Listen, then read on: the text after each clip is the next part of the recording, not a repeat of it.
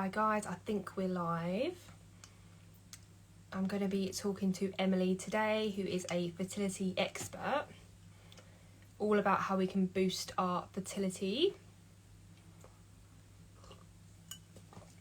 I will just see if I can add her.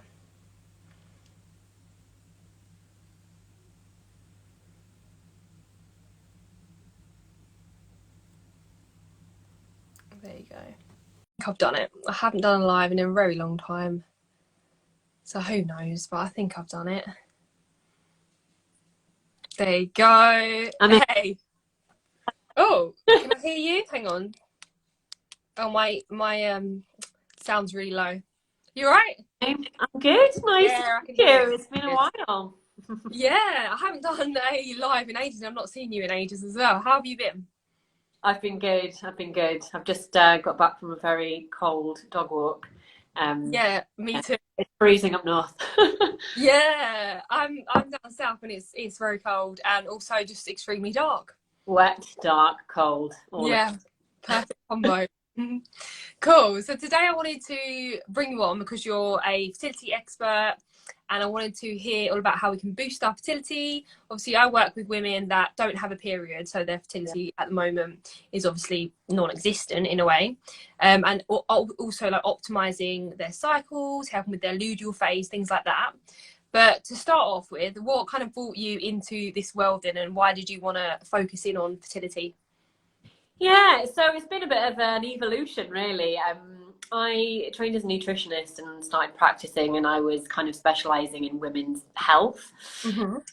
And then I found that the vast majority of my clients and a lot of my friends in my life were looking for support with fertility. So, I knew it was really needed. And I think, I was also, in my mid-30s navigating my own fertility journey and just feeling, it's such a complex area. And, I think that really drew me to it as well because Yeah.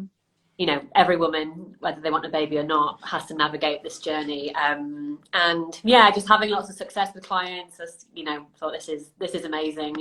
And yeah, it's something that is not widely kind of known about, really, of how you can actually impact your fertility by making changes to your diet and lifestyle. So Yeah. um, Yeah, for talking about like you don't really know and you're not really aware, like even same with periods, like you don't really realize how important they are and the actual in-depth that you can go with ovulation and your luteal phase, etc., that you don't even think about. It's crazy. yeah, What? people don't start thinking about it until they want to get pregnant. Yeah, Yeah. exactly. What do you think are like the main issues that you see time and time again then with fertility? Yeah, it's really varied. And I think actually the most common problem people come to me with is not knowing what's causing their fertility issues. Mm-hmm. So, a lot of people that see me have a diagnosis of unexplained infertility where had basic tests, everything looks normal on the face of it. Yeah. They're getting pregnant and they don't know why.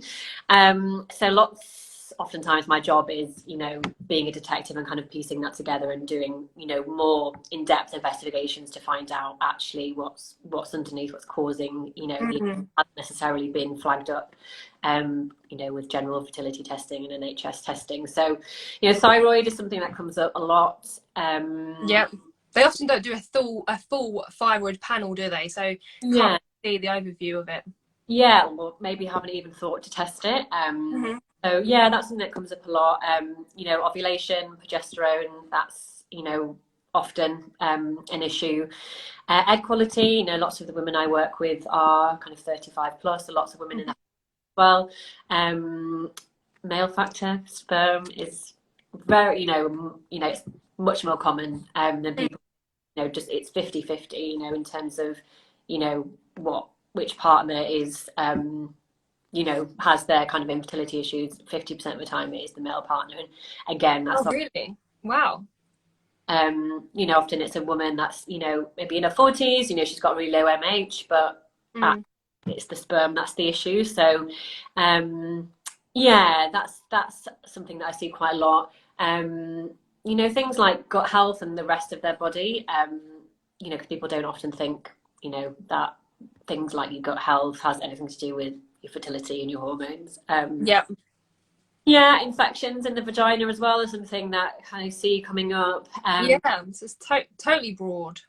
Really broad, and yeah, every couple I work with, there's different things and kind of different.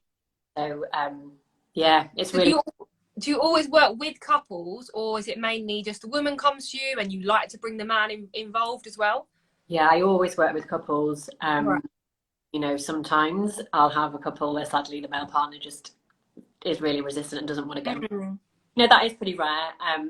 So yeah, I do work with couples because, you know, if you're excluding one partner, it's 50% of your chances, and you know, you could do all the things in the world, and if the Mm. partner, then you know, it's Yeah. going to be in the way. So yeah. At what point does it get to the point that when people get to work with you, as in, do they wait, I don't know, a few months of trying? Is it a year of trying? What kind of are you seeing?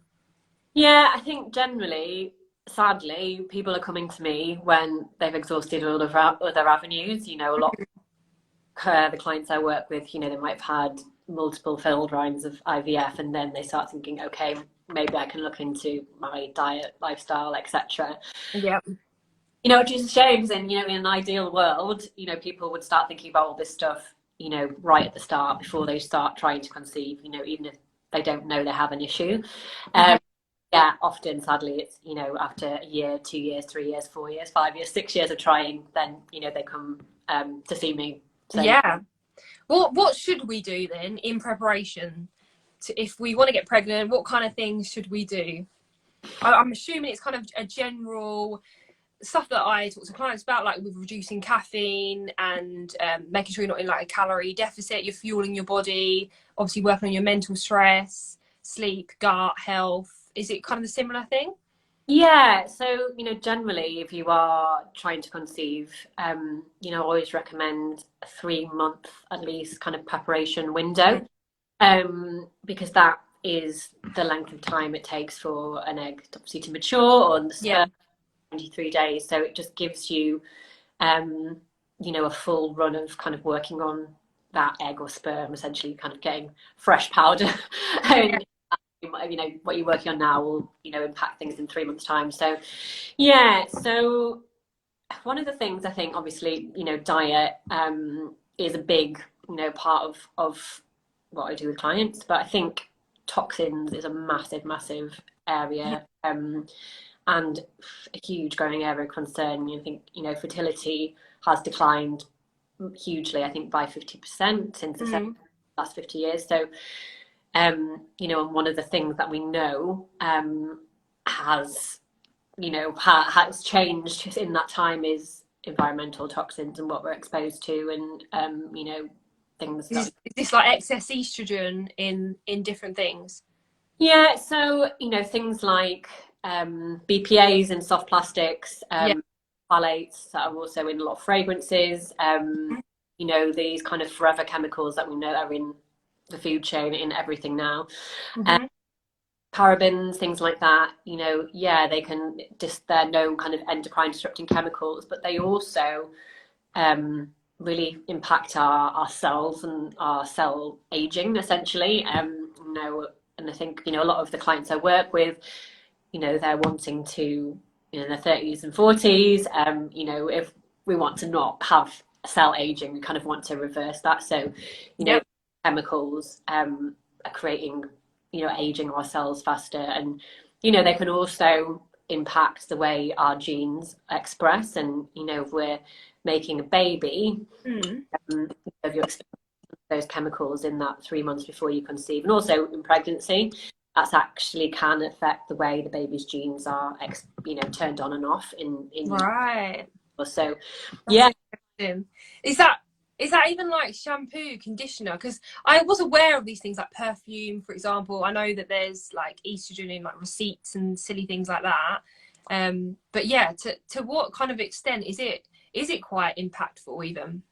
Yeah, I feel ridiculous right now because I'm pregnant and I'm like here probably using all these toxins and not actually fully understanding. yeah, it is huge, and there's now lots and lots of research, particularly around, you know, 'cause it's easier to do studies around IVF. But yeah, they found, you know, that women that had higher amounts of kind of BPA's and phthalates in their body cells were less likely to have success with IVF. Mm. So yeah, it has a massive, massive impact, and you know, we can't get away from these things. They are, you know, they are everywhere. And I think, you know, everybody has some amount of those in their body, but they kind of stay in our cells and our body as well. Mm. Some of them we can't kind of get rid of very easily. So yeah, it's, you know, it's impossible to get rid of completely, but you know, Yeah. if you focus on certain areas and bring your overall load down, it can make a really Mm. impact. So just kind of going for non-toxic cleaning products as much as you can, and the odd shampoo, just like you said, the odd little thing you can do. Obviously you can't wipe the slate clean. Yeah, exactly. I think the most important thing to focus on is the soft plastics and Okay. phthalates. So, you know, even if you were just to focus on a couple of areas, Mm. help. You know, there's so much you can do to reduce it, but you know, obviously it can feel super overwhelming. Mm. But yeah, it's really important, and it's an area that, you know, people don't necessarily think about in day. No. Okay, so what about with egg quality?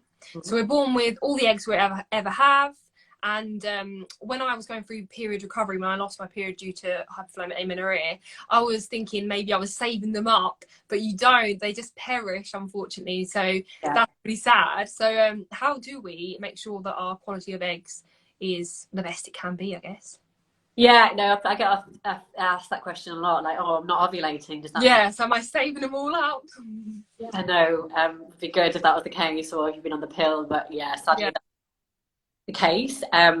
Yeah, we do kind of have like a pool of eggs each month that are kind of getting recruited for ovulation. And obviously, we ovulate one, we lose depending on our reserve. You know, from like thousands to 100, depending on how many we've got in the bank. If that makes sense. Mm-hmm. Yeah, we used to think that, you know, all the damage was kind of done to eggs, you know, over time, and nothing that, you know, could be done to kind of work on that or repair it. But we now know that actually the majority of the kind of DNA damage, which is essentially what, when we're talking about egg quality, we're talking about DNA, like the integrity of the DNA in the egg. That most of that happens in the 3 months before we ovulate. So, Mm-hmm. you know, it's a great news is actually we've got a really, you know, important and big opportunity to make a difference to egg quality in that 3 months. Mm. Yeah, again, it comes down to the health of our cells, and in particular the mitochondria, which are the little batteries in all of our cells. Mm-hmm. As we get older, our cells just naturally lose their ability to protect themselves, and you know, the mitochondria is like little energy factories. That's where all the energy is being produced, but as a byproduct it makes lots of different free radicals which can damage our cells. So if we haven't got protection, and which happens generally, we lose it as we get older, our cells kind of age and, you know, don't work quite as well. And eggs actually have the most mitochondria of any cell in the human body. You know, they're the largest cell, they're huge compared to other cells, and they're, you know, they need lots and lots of energy to be able to replicate the DNA. You know, so as we get older, they kind of just get a bit tired, and they're not, you know, often they'll kind of, you know, make a mistake, or, you know, it won't be, you know, super good quality DNA, and that's, you know, either why that egg isn't viable that month. You know, we often think like, oh, you know, that egg's just, we're not fertilizing an egg, but often the egg, you know, is fertilized, but it just stops providing after like a day or two, and you know, that obviously doesn't result in a pregnancy.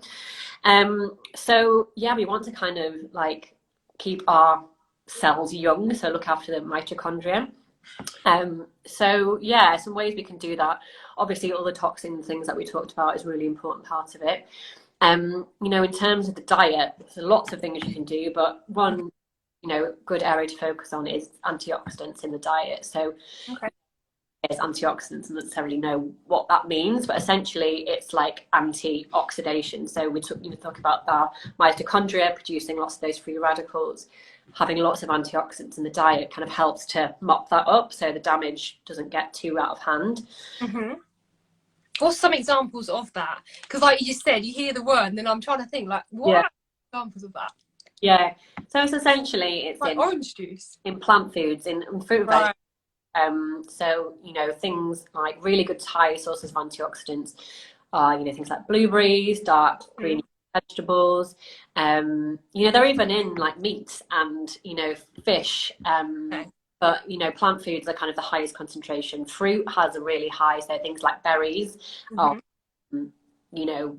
really concentrated sources. But yeah, things like citrus fruit, vegetables, and having a real spread of lots of different colours, because the colour of the fruit or vegetable is given to it by the antioxidant, and they work as like a team, so they all regenerate each other.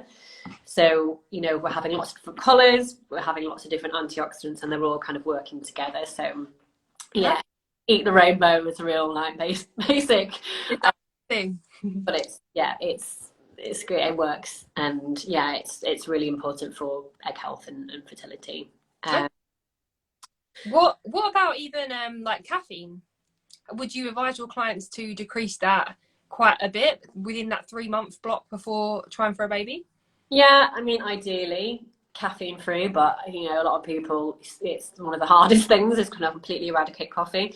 So I always say, if you're somebody that has coffee in the morning and starts jittering, or like, oh my god, I need to run to the toilet straight away, or you're really sensitive to it, I would, if you're trying to conceive, and particularly if you're struggling to conceive, try cutting it out completely, because that's a sign that you're perhaps not dealing and processing and metabolizing it very well. If you have a cup of coffee and feel totally fine, I would say to most clients, have a small cup, so not like a huge mug, like a half a cup of good quality filter coffee a day. Is generally fine for the most part. There's not any kind of definitive research on amounts, but yeah, if you're having 3-4 coffees a day, that's definitely going to have an impact. So one small cup a day, handle it well, should be fine for most people. Yeah, I know it can affect like how well you absorb like iron, I think, and magnesium, things like that. So yeah, it's not obviously the best if you're trying to conceive or even get your pregnant back, for example, get your period back, for example. And not having it on an empty stomach is really important. Yeah. Definitely not using it like instead of eating. Yeah, 100%. Okay, so when we're thinking about our male partner, what are some of the things they can do then? Is it literally exactly the same thing that you'd ask a female to do? Yeah, it's for the most part, yeah. I would say, for sperm, lifestyle things that are important, cycling. I've met many a male client like hate me for like dragging them off their Peloton doing like, doing lots and lots of cycling, and particularly cycling in polluted kind of streets. So if you're cycling through London twice a day, that's going to be a double whammy. So the heat friction on testicles, basically, it's of heat and friction is really not good for sperm quality. So, and then obviously if you're breathing in all that pollution, and that's really going to have a big impact. So cycling is a big thing. Is heat a big thing? So you'd hear like, oh, don't put your laptop on your lap. Is that actually a thing? Yeah. So technology in your pocket, laptop on your lap if you're a guy. Hot baths to avoid, saunas, anything that's going to tight boxes. Yeah. Boxes, no. Get the loose fucking ones if you're trying to conceive. But it's wild and free. So yeah, and similar things. Really managing the stress, eating lots of antioxidants. Oily fish and omega-3. Obviously smoking, alcohol, same kind of thing. Like a lot of us, well, not a lot. Some of my clients, think, oh, it's okay to smoke a bit of weed every now and then, but it does have a big impact on sperm health. So, and drinking, like it's a second. It really has an impact on sperm. So, reducing the caffeine, reducing drinking. yeah, keeping things cool down there. Yeah, it makes sense. With exercise, what would you recommend? So for my clients that don't have their periods due Yeah. to day, we try to lower that right down due to the energy imbalance and the cortisol, circulating cortisol that can be released and like repair and recover time. What would you say for someone who is trying to get pregnant? Yeah, I'd say it's probably pretty similar principles. So, you need to be moving, but not too Mhm. much. A sweet spot. I don't recommend high intensity exercise at all. Mm-hmm. So a kind of moderate exercise. So, is that weight training is really good because that really helps with mitochondrial function. And it's just not getting the body completely exhausted and full on. So weight training, things like bar or Pilates, walking, like a gentle jog. I think anything you're really listening to your body, and not just going like on an absolute marathon sprint and pushing yourself to the limit, but doing a bit of a walk and then breaking into a jog, and listening, not just pushing through. So yeah, avoiding anything intense, but you do want to be moving your body. Fertility yoga is really great, Okay. specifically targeting like the pelvic region, because Oh. the more blood flow you can get to the ovary, uterus is really good for ovarian health and the lining and all of that. So yeah, and even like just move, like sometimes I get my clients that I'm preparing to IVF to do like hip circles and things like Mm. that. But not at work, but but it's keeping that area, the kind of Pilates balls are really good as well. But yeah, I think just to get blood flow going. Yeah.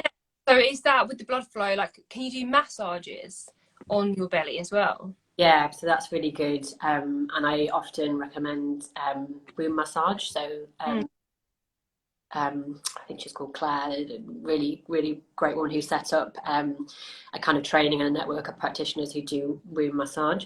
And yeah, that's amazing to really get that flow for like things like endometriosis or any scarring, Ah. um, miscarriage as well, because it's got a bit of a kind of energetic, Mm. Mm. and kind of connect to that area if they've suffered losses. Um, Mm. and yeah, it's really good for things like IVF prep, or if you have a thinner lining, to kind of try and get that blood flow to that area. Yeah. Yeah. So with miscarriage, do you feel that you have to go into the energetics to try and help someone? Because sometimes it's like trauma that they're still Mm. with them. Is it something that you feel like is really quite important to work through before trying again? Yeah, it's not something I necessarily practice with clients. I definitely refer to various practitioners, because it can be really helpful, particularly for recurrent loss, to process that in whatever way that perhaps it's womb massage or Reiki, talking therapy, or hypnotherapy, whatever that is and whatever kind of resonates with the client. But yeah, I'd say that's definitely a really important part of healing from miscarriage and then building yourself back up, because that is going to impact the physical body as well if there's Mm. a lot of emotional stress and kind of unease. Yeah, 100%. Okay, I wanted to ask you about some myths as well. Is there any like common myths that you hear that obviously are completely wrong? Yeah, not everyone think that there's a 28-day cycle is you Mm. and everyone has a 28-day cycle, And you ovulate on day 14? and you ovulate on day 14. Yeah, is not the case. And actually they did a big massive piece of research, and they found actually the average cycle is around closer to 30 days. Yeah, obviously a healthy cycle is anywhere between kind of, well, ideally for me, 25 and 35. And yeah, not everyone's going to ovulate on day 14, or Mm-hmm. even halfway between that. So yeah, it's really important to actually work out when you are ovulating and how your own cycle, as opposed to just thinking, okay, day 14, that's where I'm planning my fertile window around. And because yeah, it's not the case for everybody. Yeah. Yeah, what else? I say like male fertility, that doesn't decline with age, that it does. Mm. So equally, Yeah, I didn't realise it had such a big impact, to be honest. yeah, The fertility of a male. yeah, it does. And obviously, like, you know, what's his chops? The aging rock star, like kid, Ronnie Wood. Is it Ronnie Wood? Oh, I don't know. Ronnie. Is it him? Not Mick Jagger. It is Ronnie Wood. He had like a kid when he had a child when he was in his 90s or something like that. But you know, that is not the norm. Male fertility really does decline, you know, at a similar rate. I mean, guys are luckier in the sense that, you know, they have their sperm regenerate every 3 months. So they are getting new sperm, but again, we talk about that kind of mitochondria, and you know, things just do kind of get a bit sluggish and slow down. Yeah, age of the father has a massive impact on, you know, success in kind of getting pregnant, and also, you know, things like miscarriage risk, and also health of the baby. You know, conditions like autism and things like that are more likely in older fathers. So it's really important for, you know, the male partner to be doing all of this preconception work as well. It's 3 months as well for the male as well as the female. Yeah, so it's 73 days is like the cycle of sperm from, you know, a new kind of batch, as it were. So yeah, so doing that 3 month PEP is actually the same for men. And you know, I think often we think, oh, the aim is just to get pregnant, but actually, you know, we are making a baby, we're making a human, and you know, we want to get that right, and you know that actually, you know, the genes that are turned on and off happen in that 3 months before conception. So, you know, it's important, you know, to kind of take that time. And you know, most people just think, okay, let's go, let's start trying, and don't really think about that kind of preparation time. So yeah. Okay, I've got a few questions as well that people on Instagram would like you to answer if possible. Supplements to take before trying to conceive? So generally, because of my kind of regulatory body, we aren't necessarily allowed to give supplement recommendations.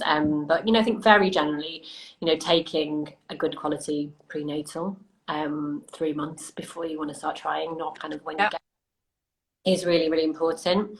I didn't know this at all. Yeah. I just started when I found out. But yeah, you can only do what you can do in that scenario. Exactly. And you know, most people know about kind of folic acid and you know, take that, but you know, ideally a prenatal has, you know, all the kind of nutrients that you need in it, as well as, you know, the folic acid in a better form. And you know, if you know, get a good quality one, again, you know, it is very personalized to the individual, but you know, brands like Well Nutrition have, you know, fairly kind of, well, have safe levels of nutrients, so they're not kind of high in anything. So I think that's a general one I can kind of say. Quality. Omega-3, so you know, a really good quality fish oil. Magnesium is a mineral that's most people, well, everyone doesn't get enough of. And then vitamin D. Look at you know, everybody needs to be taking vitamin D, especially during the winter, because it's possible to get enough. You know, we don't through the sun in the winter months, and you know, really important for egg health, vitamin D, and that kind of mitochondrial function that we talked about. I'm pretty sure low vitamin D levels are linked to irregular cycles as well. So, yeah, as you know, body-wide are really low, and you know, most people are if they're not supplementing, especially in winter. Yep. Okay. Someone else asked how to prolong days between ovulation and periods. So they're talking about their luteal phase. I'm assuming how to prolong the day. So I'm assuming they want to lengthen the luteal. I've got a few things as well, but what would you say to that? Yeah, so with that, so ideally your luteal phase should be 10 days minimum. Anything less than that is an indication that there's an issue with progesterone or ovulation. So if you know you definitely are ovulating, but you know you've just got a short luteal phase, there could be lots of reasons for that, and I think you know that it's hard to kind of say generally, because that could be due to lots of different things. I'd say definitely get your thyroid checked in detail, and then you know, it's working on egg quality is really important here. So you know, the quality of the egg is kind of correlated to the health of the corpus luteum, which is the follicle the egg comes out of that then secretes progesterone, which you know, hopefully if it's nice and healthy, will kind of you know, sustain and stay high for the whole of the luteal phase. There's often, you know, when the luteal phase is short, the progesterone is dropping too early, and you know, the embryo doesn't have enough time to kind of get really comfy and, you know, implant. So all those things that we talked about in terms of egg health. So things like beta carotene, which is in orange fruit and vegetables, is really, really important for that corpus luteum that we just talked about. So the ovaries take up a lot of the carotenoids, and that can really help with progesterone production. You know, vitamin C rich foods, so, you know, things like having raw red peppers with some hummus for a snack is really good. And progesterone is stress and lifestyle things. So, you know, again, like we talked about, making sure you're not doing crackers exercise, particularly in that luteal phase, really kind of slowing that down. You know, really looking at your, you know, how you're managing your stress. You know, are you actually giving yourself time to unplug and, you know, get out of your head? You know, so things like, you know, restorative yoga or yin yoga, you know, something that you're just giving yourself that space to actually fully relax and unplug. And just looking at, you know, are there conversations you need to have with yourself about, you know, your life and your work stress and your work-life balance? You know, are there things going on, you know, in your life that are in your control that you can kind of, you know, look at and modify? Because, you know, obviously I don't know what's happening with this person. Yeah, often I see clients that have a luteal phase defect, stress can play a big factor. But yeah, get your progesterone tested, get your thyroid checked, and then work on stress and all of it about for egg health. Yeah, I totally agree. And like stress is probably a big one, isn't it, for like low progesterone? That can be mental stress, like you said, as well as like the physical aspect. If you're, again, you said about high intensity workouts, that kind of thing. If you're not eating enough, that's a stress on the body.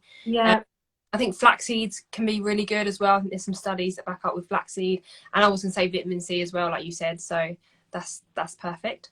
Yeah, and age as well. Like sometimes you get the, you know, you just will kind of struggle to make enough progesterone. So, you know, it might be that, you know, you might need a helping hand from the GP for a progesterone supplement if that's something that is just not sorting itself out through doing lifestyle changes. Yeah. Okay, that one answers that. And then the last one that someone asked was priority to help boost fertility at 40. So around the 40 onwards, what can we do? Anything in particular that's different? So it's all of the same stuff mainly. It is that mitochondrial health, you know, especially, you know, the older you get, the more you kind of have to give it some real kind of TLC. So generally, I think, you know, if you are 40 plus, you know, really looking at perhaps totally reducing, taking alcohol out completely and caffeine for a while. And really doing that 3 months prep. You know, it's a tricky one with, you know, into the 40s, because there's this real panic, I guess, that, you know, you're running out of eggs and you're running out of time. But because, you know, generally, you know, the quality of your eggs in your 40s do decline no matter kind of what you do. You really need to kind of really hunker down, because miscarriage rate is much higher, and obviously, you know, if you did fall pregnant and then miscarried, it's kind of, you know, losing more time. So yeah, I'd just say just really important to do the preconception care stuff, really try to limit alcohol and toxins as much as you can. Obviously looking at your male partner as well and making sure that's not kind of getting missed. But yeah, it's all the stuff we talked about. And yeah, if looking at the rest of the health of your body, so, you know, if you've got lots of niggling symptoms, so, you know, gut health, if your periods aren't, you know, regular, or you're getting lots of symptoms there, you know, if you've got, you know, any vaginal symptoms, or, you know, you sort of from like fresh BV, if there's other symptoms going on, you know, maybe looking at getting some support so you can really fine tune things. Because, you know, if your gut's not in a good shape and you're not absorbing your nutrients and there's inflammation, you know, it's all going to kind of get in the way, and you want to, you know, really optimize your chances, you know, especially, you know, into these. Yeah, there's so many avenues to look at, isn't it? That's why, like, it's just, I don't know, it's just so complex and it's very individual to the person as well. But I think, you've given a great overview, which will be really helpful. Is there anything else that you think you want to add to conclude at all? I don't think so, really. But yeah, just for if anyone watching is looking for any fertility support, obviously feel free to reach out to me. Do you want to say your Instagram handle? Yeah, it's actually it's at roots_and_shoots_fertility. Yeah. And your website as well, or anything like that? My website is roots on the spot now. .com. That's what is it? Sorry, I can put it in a comment okay. on this if you. That's perfect. Yeah. Okay, cool. Well, thank you so much. Thanks for your time, and yeah, I think it's been really helpful and given us a great overview of what we can do to boost our fertility. So thank you very much. Thank you. All right, Tash. See you later. Have a great evening. Bye. See ya.